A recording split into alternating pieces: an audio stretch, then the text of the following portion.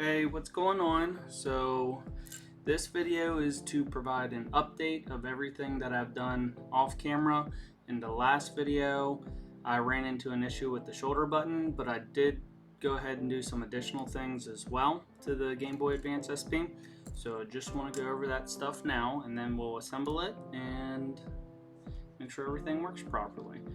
So the first thing I want to address is the ribbon cable.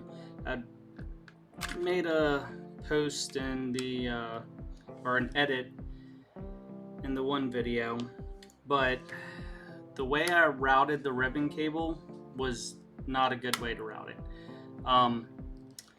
So let me just pull. I also added some electric tape to secure everything a little bit better, but initially I routed the ribbon cable.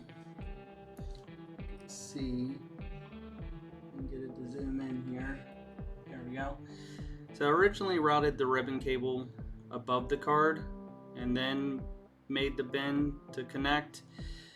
The issue with that was if there was any slight movement or anything to the ribbon cable, it was causing issues with the screen, like blackout and whatnot.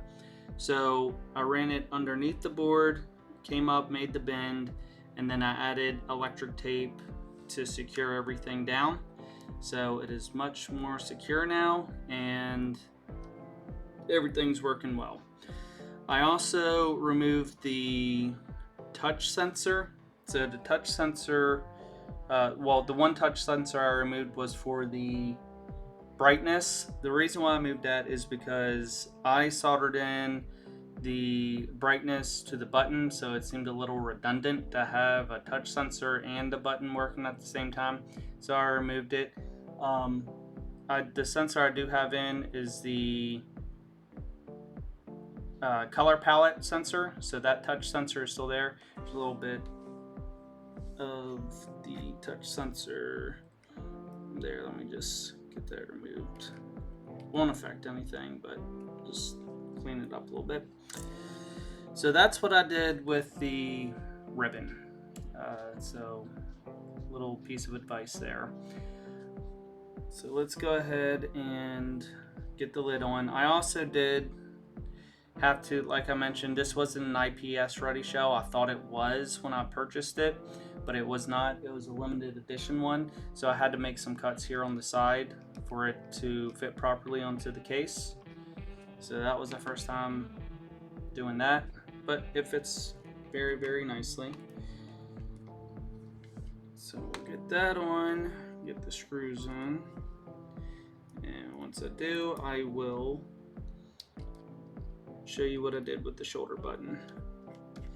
I'll go ahead and speak to that while I'm putting this together.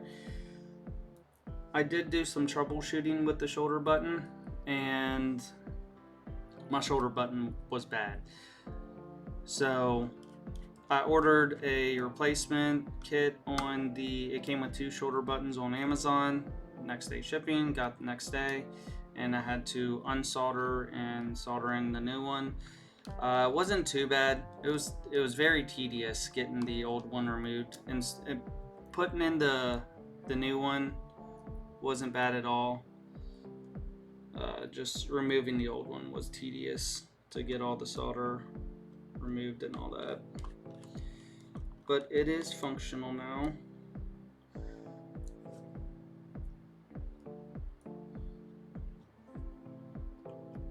Okay.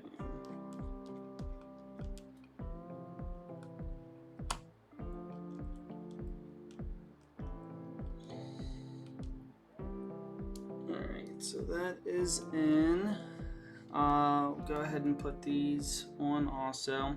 So while I was troubleshooting and having this all sit on my desk, I do have cats, and I am now missing one of these little screw covers for the screen, so I will have to get some replacements. I'll have to figure that out. Maybe I can send an email to the company and just get some replacements, or worst case, I have to buy a new case to get some replacements. Cases are very inexpensive.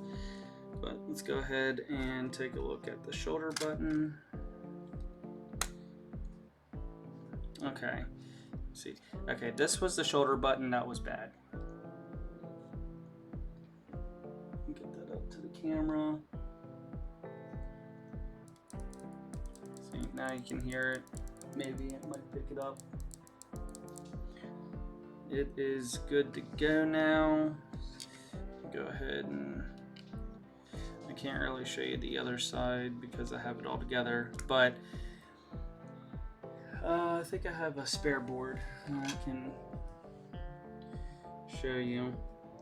So I have this board. It's bad, but I practice on this board for when I'm gonna do something so I don't mess up the good board. But this was the shoulder button that I practice removing on. I do have that button in case I need it, but there's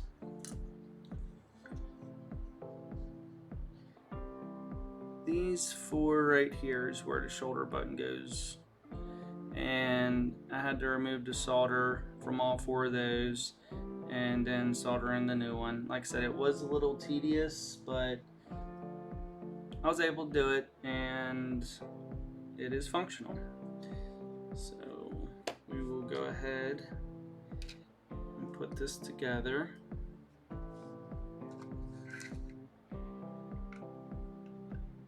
And remember, when putting this together, your power button lines up with that so you don't break that up or break that. So it should be in the off position. The switch is in the off position. And just goes on like that. Let's go ahead and put these screws on.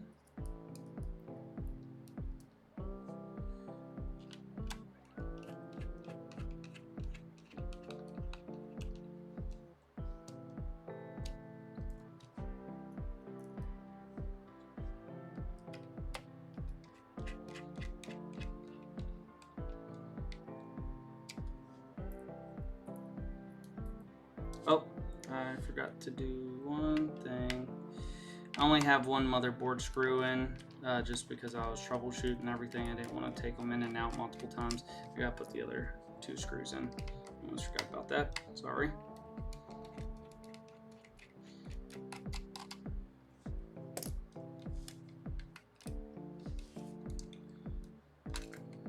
There we go. Alright, let's get these other two screws in.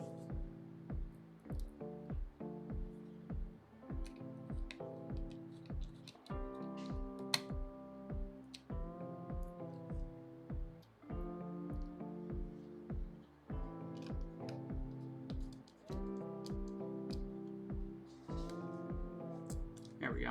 And let's just double check. Yep, the LED lenses in for the lights.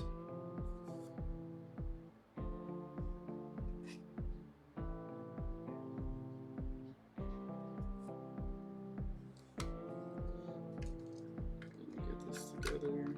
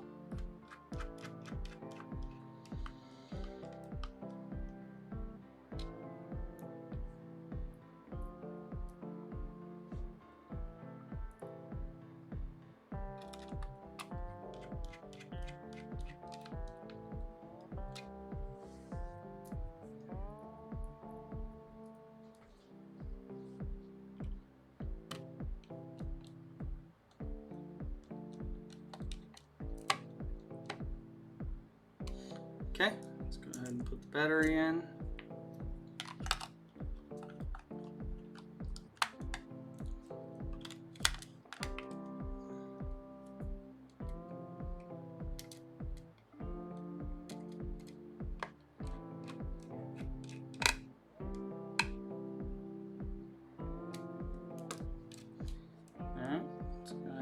sure it turns on. Go, turns on. Let's go ahead and throw a game in. Let's do Pokemon Yellow. And I can show you that the shoulder buttons are working. Speaker's working.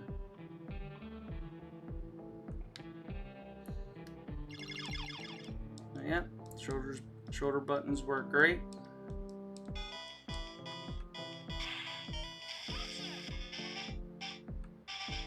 And brightness button is working great.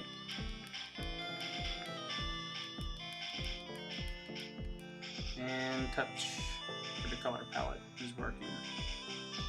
So everything is working and is in good functioning order now. So we're good to go with this, other than that cover. Maybe I can find it somewhere, I don't know. I think one of the cats got up here at some point and it's gone now, so I don't know where it went.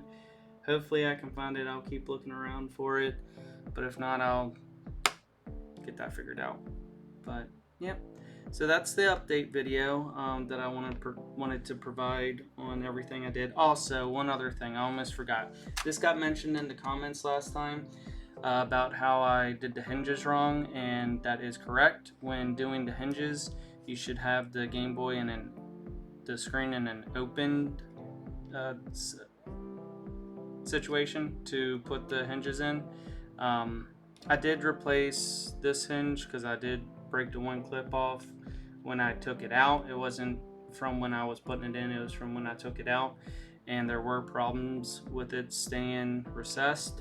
But now the hinges, I did try multiple times opening and closing it, and the hinges are good to go. So I did have extra hinges from other SPs that I had, so the hinges are good now. I do appreciate the comment and let me know that. So you know, it's a learning thing, so I'm bound to make mistakes, and that was a mistake I did, and I appreciate the insight on that. So I do thank the individual for bringing that to my attention. But yep, so it's good to go. So the next video I do will be showing off all the features, hooking it up to a CRTV and everything. Hopefully have that come out in a couple of days. But I do thank you for taking the time and watching the video, and just watching my process as I did this. Like I said, this is just me tinkering. Like I said, I picked up a new skill in soldering.